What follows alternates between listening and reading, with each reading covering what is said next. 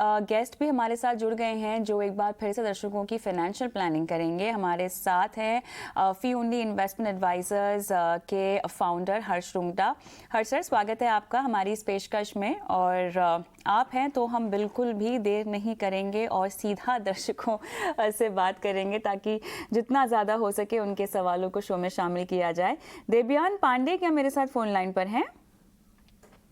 हाँ, मुझे सुनाई नहीं दिया। कुछ सवाल पूछा मुझसे। मैंने पूछा आप फोन लाइन पर हैं या नहीं मेरे साथ, और आप हैं जैसा कि आपने जवाब दिया। कहाँ से बोल रहे हैं देवयान? कहाँ से बोल रहे हैं? जी, वेस्ट बंगाल से। वेस्ट बंगाल से बोल रहे हैं, बहुत बढ़िया। हाँ। सर बताइए, आपने कुछ डिटेल्स अपनी इन्वेस्टमेंट को लेकर हमें दी है, तो 10,000 रुपए की SIP कब से चल रही है? 4 महीने से? हाँ, SIP यानी मैंने ये SIP नहीं किया था। हाँ। वो मार्केट क्रैश डाउन के समय में एक बार वो 2021 के नहीं 2022 के दिसंबर में ये लमसम मैंने उसको ऐड किया था।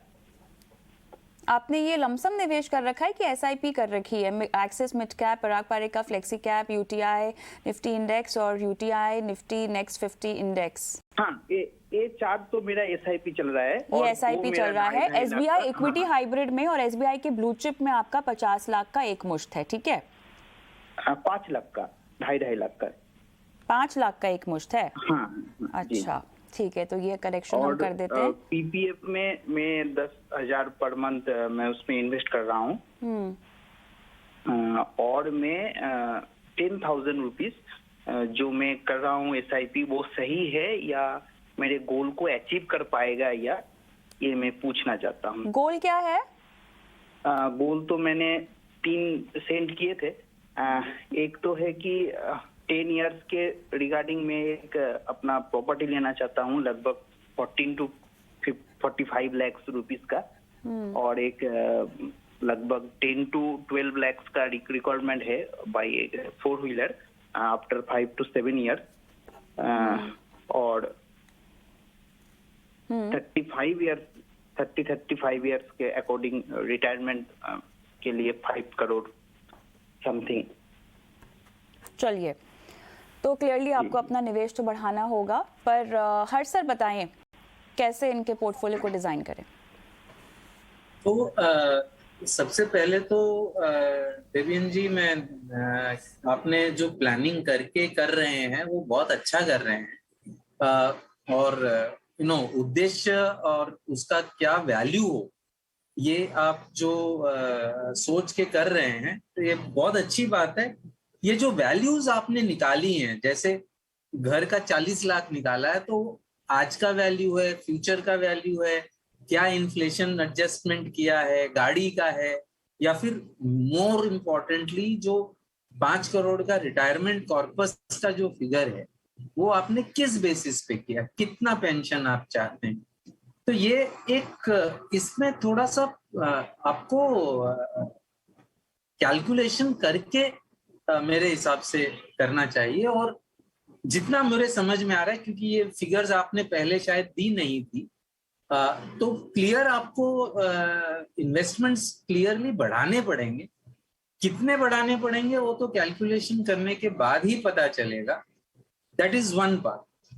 और सेकंड, ये जो आपने काफी ऐसा अच्छा डाइवर्सिफिकेशन रखा है कि PPF में रखा है, सारे फंड्स आपके अच्छे हैं। आपके Nifty index, Nifty next 50 index तो ऑफ कोर्स अच्छे हैं ही हैं।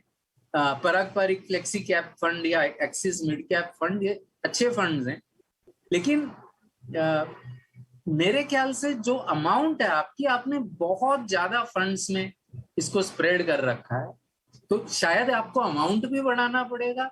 और हो सके तो नंबर ऑफ लाइन आइटम्स आप कम करिए, और डाइवर्सिफिकेशन ही चाहते हैं तो यू कैन गो फॉर, आप निफ्टी 500 इंडेक्स फंड में भी जा सकते हैं, जिससे आपको 500 स्क्रिप्ट्स के थ्रू डाइवर्सिफिकेशन मिल जाएगा। कॉस्ट ऑल्सो आपकी उसमें लो होगी। या आप 2 चीजें मिसिंग है आपके इसमें, वो एक गोल्ड है और एक ग्लोबल इक्विटी है। उसका भी कुछ हिस्सा आपके रिटर्न्स में होना चाहिए, आपके पोर्टफोलियो में होना चाहिए। उसके लिए आप ये जैसे जो मोतीलाल ओसवाल का असेट एलोकेशन स्कीम है, जिसमें निफ्टी 500 है, S&P 500 हुआ करता था, अब थोड़ी देर के लिए बंद है, उसके बदले निफ्टी 500 में कर रहे हैं, गोल्ड है और G-Sex है। उसमें सेल्फ बैलेंसिंग फीचर मिल जाता है कि ये आपस में तीनों चारों का जो एडजस्टमेंट है वो आपस में हो जाता है। तो ये इसको आप कंसिडर करें। लेकिन सबसे बड़ी चीज जो मेरे ख्याल से देवियन जी आपको करना है, वो आप प्रॉपरली सलाह लेके इसको इन्वेस्टमेंट करें, ऐसा मेरा मानना है। आगे बढ़ेंगे और क्या अगले दर्शक फोन लाइन पर हमारे साथ हैं प्रशांत पांडे। प्रशांत जी नमस्कार, कहाँ से बोल रहे हैं? मैं अमरावती महाराष्ट्र से बोल रहा हूँ। सर बताइए, आपकी रिटायरमेंट प्लानिंग करनी है, कैसे कराएंगे? हाँ, आपने 20 लाख रुपए लमसम म्यूचुअल फंड्स में अभी तक डाले हैं कि डालने हैं? नहीं, वैसा मेरा SIP चालू है। चल रही है? हाँ। तो अभी ये 20 लाख रुपए आपको लमसम मिलने वाले हैं? नहीं, मेरी 6 महीने के बाद में रिटायरमेंट है। अच्छा अच्छा। उसमें मुझे पेंशन भी मिल रही है नियर अबाउट 50,000 और मुझे अच्छा खासा फंड भी मिल रहा है। ठीक है। उसमें से मुझे 20 लाख रुपए म्यूचुअल फंड में लमसम में डालने हैं। ठीक है। तो मुझे कुछ ऐसे फंड सजेस्ट करें कि जो मुझे 12 से 15% तक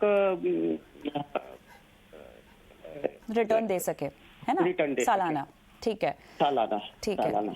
सर जोखिम आप उठा सकते हैं, आपको इक्विटी पता है ना कितना रिस्की है? हाँ हाँ हाँ हाँ, उसकी जानकारी है ना आपके पास? हाँ, ठीक है। हाँ, और इस पैसे रिस्क ले सकता हूँ। ठीक है, इस पैसे को आप सर कब तक निकालेंगे फिर, या निकालना चाहते हैं? 5 साल के बाद ही मैंने बोला है। ठीक है, 5 साल के बाद ही आप इस पैसे को निकालना चाहेंगे। हाँ, ऑल राइट। हर्ष सर, कुछ क्लैरिटी आती हुई तो अब बताएं। 20 लाख रुपए और ये निवेश करना चाहते हैं, 12 से 15% इनको सालाना रिटर्न चाहिए इस निवेश पर, और 5 साल के बाद ही अगर निकालना हुआ तो ये कह रहे हैं कि मन बनाएंगे। बताएं। तो सबसे पहले तो मैं प्रशांत जी से कहना चाहूंगा कि अगर आपका रिटर्न एक्सपेक्टेशन इतना है तो आप ये समझ लें कि इसमें बहुत जोखिम के बिना इतना कमाई नहीं हो सकता, इतना रिटर्न नहीं मिल सकता।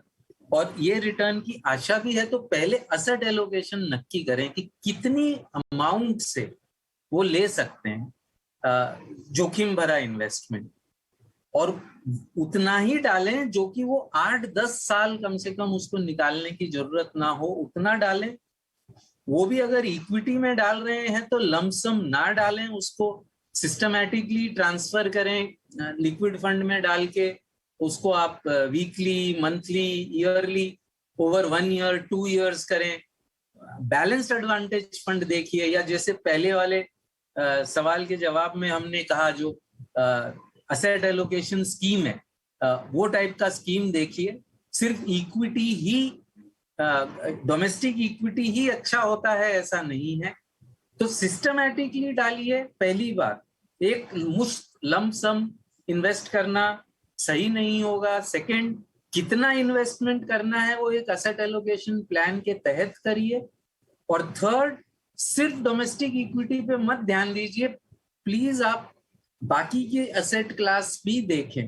शायद पेंशन आने से और दूसरी चीजों में इन्वेस्ट करने से आपका जो डेट का रिक्वायरमेंट है शायद पूरा हो रहा होगा, लेकिन आपको सिर्फ डोमेस्टिक इक्विटी फंड नहीं चाहिए, आपको ग्लोबल इक्विटी भी थोड़ा परसेंटेज होना चाहिए, थोड़ा गोल्ड भी होना चाहिए फिनेंशियल असेट के माध्यम से। तो ये असेट एलोकेशन आप नक्की करिए और फिर डिसाइड करें। और इतना हाई एक्सपेक्टेशन रख रहे हैं तो कम से कम 10 साल का नजरिया रखिए। चलिए आगे बढ़ते हैं और अगले दर्शक नवी मुंबई से संदीप हमारे साथ फोन लाइन पर हैं। संदीप जी, या good evening ma'am. Good evening sir, कैसे हैं? ठीक हूँ, आप कैसे हो? मैं बिल्कुल ठीक, थैंक यू सो मच। बताइए, आपने काफी सारे फंड्स अपने पोर्टफोलियो में डाले हैं, ऐसा क्यों संदीप? या मैडम अराउंड 8 फंड है, ठीक है। हाँ। मेरा present consolidated portfolio around 90 to 92 lakh है।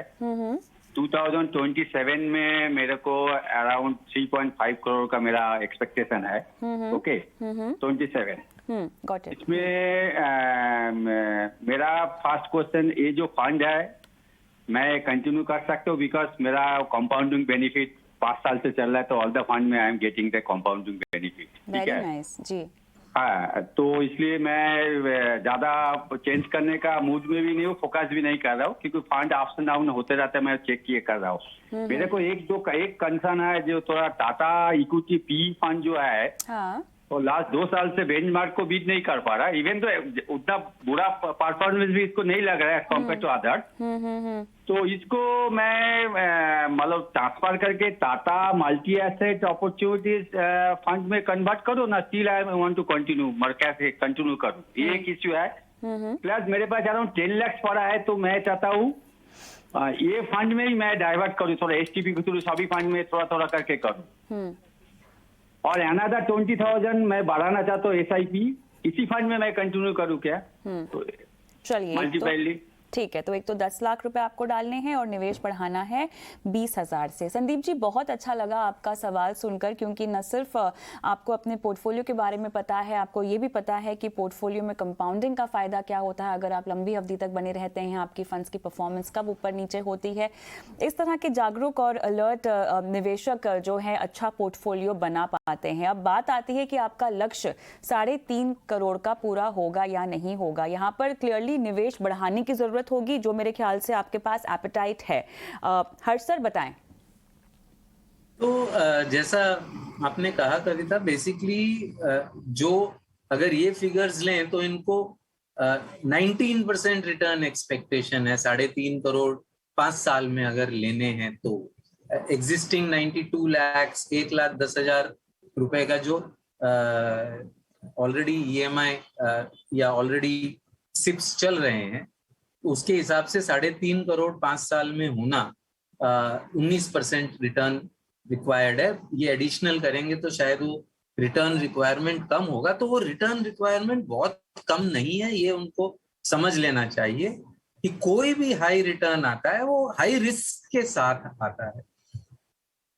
मेरा अपना ये मानना है कि इनके फंड सारे अच्छे हैं। उन्होंने कोई पर्टिकुलर फंड के बारे में बात करी जो मैं सुन नहीं पाया, बट बहुत ज्यादा ओवर डाइवर्सिफिकेशन है, टू मेनी फंड, बहुत ज्यादा फंड्स हैं। और जैसे पहले भी सवाल के जवाब में मैंने कहा, गोल्ड नहीं है, ग्लोबल इक्विटी नहीं है।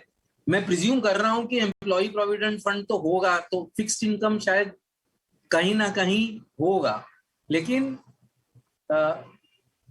ये ओवर डाइवर्सिफिकेशन है, इसको नंबर ऑफ फंड्स कम करने की जरूरत है।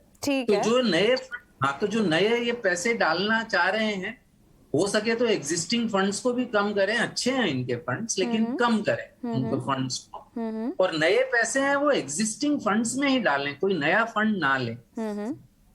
ये मेरी सलाह है। ओवर डाइवर्सिफिकेशन भी शायद उतना ही बुरा है जितना अंडर डाइवर्सिफिकेशन। चलिए, तो आप यहाँ पर मेरा लार्ज कैप में एग्जिट करने की सलाह दे रहे हैं और एक्सेस ग्रोथ अपॉर्चुनिटी में भी एग्जिट करने की सलाह दे रहे हैं, और बाकी आप फंड्स में कह रहे हैं कि इनको रीबैलेंस करना चाहिए। समय हमारे पास बिल्कुल ख़त्म हो चुका है, लेकिन जो सलाह है वो स्क्रीन पे फ्लैश हो रही है, और हम बस यही चाहेंगे संदीप जी कि आप यूट्यूब पर ये शो एक बार फिर से देखें और आपको जो सलाह दी जा रही है, जो हम फ्लैश कर रहे हैं, वो आप नोट डाउन कर लें। इसी के साथ हर्ष सर, बहुत बहुत धन्यवाद, आपने समय निकाला और तमाम दर्शकों की फाइनेंशियल प्लानिंग की। मुझे भी आज के शो में इजाज़त दें, लेकिन स्क्रीन पर एक नंबर छोड़ जा रहे हैं, और ये व्हाट्सएप नंबर है दरअसल, जहां पर आपको अपने सवाल हम तक पहुंचाने होते हैं अगर आपको अपनी फाइनेंशियल प्लानिंग करवानी हो तो। नमस्कार।